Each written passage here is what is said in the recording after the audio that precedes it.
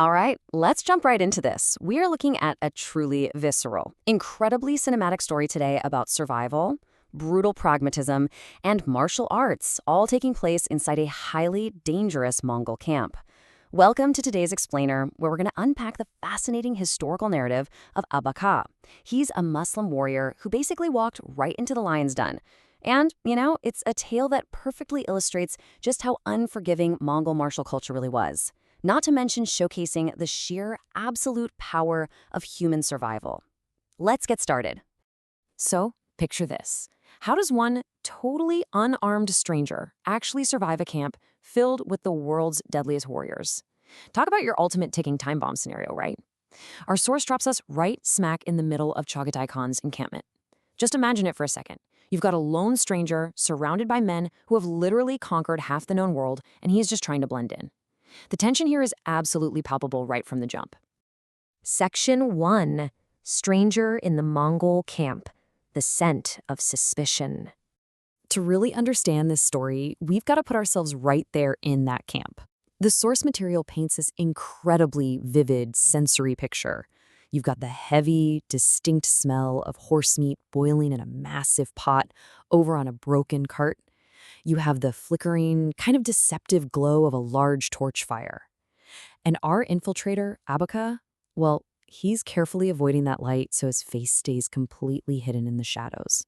All around him, these hardened Tatar soldiers are just casually eating, gossiping about Genghis Khan's successors.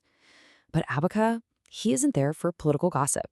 He breaks his cover and asks what seems like a simple question. Where is Commander Bogali today? Boom. He fires an arrow in the dark, and instantly, the suspicious eyes of the nearby Mongol soldiers are locked right onto him. They immediately notice he is definitely not under Bogali's command. His cover is completely slipping.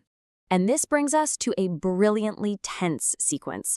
To test him, one of the soldiers shoves a massive clay pot of liquor into his hands. He's offered this incredibly foul-smelling Mongol drink. And look, knowing it's a test, he just downs it. But the liquor burns his throat and chest like actual knives.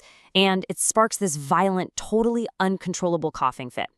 One of the Mongol guards mockingly asks if a young man of the Great Khan's army has literally never had a drink before, and through his coughing, Abaka sees the deadly reality of the situation. The guards nearby, they are silently reaching for the hilts of their swords. His cover is blown, totally gone. He's got no choices left. Section 2. The Unarmed Slaughter, a Machine of War. Okay, this is where the tension snaps and just explodes into pure chaos. At 0 seconds, Abaka realizes he's caught. He unleashes a massive punch, sending a guard flying right into the cart, which knocks that huge jug of alcohol straight into the fire. And he makes a run for it. He's chased into this absolute labyrinth of tents and gets cornered. At 15 seconds, he's fighting wildly, but his sword strikes heavy armor and literally shatters into 3 pieces. So now he's left totally empty-handed against elite Tatar warriors. But at the 30-second mark, we see his true nature. The source describes him as fighting like a machine. Unarmed, every single part of his body becomes a weapon. His knees, his elbows, his bare hands. And finally, at 45 seconds, we hit the climax of this skirmish. He delivers a devastating knee to a warrior, grabs him by the hair, and literally hurls him completely through the blazing campfire. But look, this superhuman effort, it only buys him a few seconds. He is now cornered by 50 furious Mongol warriors, all with drawn swords. He is backed up so close to the roaring fire that he can actually smell his own hair singeing. He shifts his dagger to his right hand, basically preparing for the end. But suddenly, this commanding voice echoes out, "Stop." A rider approaches, and get this, it's the exact same man who, just moments before, casually decapitated the burning soldier that Abaka threw into the fire. Now, why would he execute his own burning man? Well, simply to stop the frantic, flaming soldier from accidentally setting the camp's tents on fire. I mean, that is the chilling, ultra-practical mindset we are dealing with here. Moving on to Section 3, Commander Yurek's bizarre test, evaluating the enemy. So the rider who halted the execution? That's Commander Yurek. Instead of just killing Abaka on the spot, he has him brought to his luxurious, massive yurt. And Commander Yurek doesn't just interrogate him. He evaluates him, almost like you would a prized horse. He walks right up, physically smells him to gauge his lineage, pushes back his hair, and carefully inspects the skin and joints of his calves, his elbows, and his knees. And his conclusion? He says, "By the blue eternal sky, you were born to a Mongol mother with a stone womb." Yurak instantly recognizes a fellow apex predator. But we have a massive elephant in the room here. What exactly is the penalty for an outsider infiltrating a camp and killing 6 elite Mongol warriors? Well, under the strict Yasa law laid down by Genghis Khan, the penalty for spilling Mongol blood is absolute, brutal execution. Period. There is zero tolerance. But the penalty, Yurak hands down, it's actually not death. It is recruitment into the Mongol army.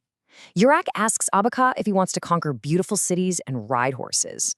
When Abaka says yes, Yurak exploits this loophole in the Yasa law that allows for the integration of exceptionally useful warriors. Where everyone else just saw a murderer, the pragmatic Yurak sees a lethal weapon that he can turn directly against the Khan's enemies. So, he decides to make Abaka the commander of a squad. Yurak then assigns this towering Turkmen named Pasha to train Abaka. Now, Pasha is complaining, right? He's afraid of the political fallout of hiding a literal murderer. So to prove Abaka's worth, Yurak performs this frankly shocking demonstration of pain tolerance. He takes a long, flexible pine branch. First, he strikes a servant girl. She cries out, her skin is torn. Then he strikes the giant trainer Pasha with the exact same force. Pasha hisses in pain, and he's left with this deep, bruised welt. Finally, Yurak strikes Abaka. Total silence. Unmarked skin. The source notes that his dark skin showed barely a faint mark, which completely baffles the trainer. Yurak just turns to the stunned trainer and declares, "This is steel. Make him a weapon that is another name for death." Yurak doesn't just want another soldier, he wants to forge an instrument of absolute destruction. He's ordering Pasha to take this piece of raw steel and completely refine him. Section 4. The untrainable master warrior, the wild animal. Okay, let's fast forward 4 days. Yurak is just relaxing in his tent when Pasha, the expert trainer, returns. And Pasha is completely exhausted, he's covered in bruises. He gives this hilarious, completely baffling report. Abaka is entirely untrainable. He doesn't hold a sword properly. He completely refuses to use his shield in any conventional way whatsoever. He fights unpredictably, literally like a wild animal. And yet, no matter what Pasha does, no shield can block Abaka's unorthodox strikes, and no sword can get past Abaka's bizarre defenses. The guy just possesses these flawless, completely untaught combat instincts. Pasha summarizes his sheer bafflement perfectly. He says, "Like a lion learns to attack from its mother's womb, he is a master despite being completely unorthodox." The dramatic irony here is just incredible. The expert instructor is the one walking away beaten, bruised, and exhausted, while the supposedly raw student is just naturally dismantling him in practice. York simply laughs, pointing out that Pasha's fresh bruises were clearly a little gift from his new student. Section 5. Chagatai Khan demands justice, the wrath of the Khan. So, right as Yurak is enjoying this report, the safety of his tent is entirely shattered. Without any warning, 6 heavily armed guards burst into the tent. They are arrested by order of Chagatai Khan. Word of those 6 murdered Mongol soldiers has finally reached the very top of the command chain. The cover-up, it failed. Both the powerful commander Yurak and our infiltrator Abaka are seized immediately by the personal guard of Genghis Khan's son. We are now inside Chagatai Khan's massive, palatial tent, and this thing is twice the size of a normal man, fully lined with Persian carpets and gold plating. The gravity of the situation is absolute. Abaka is tied up in heavy ropes, guilty of murdering 6 Mongols. Commander Yurak is right beside him, guilty of treasonously covering the whole thing up. And sitting high above them is Chagatai Khan himself, visibly furious, acting as the ultimate enforcer of Mongol justice.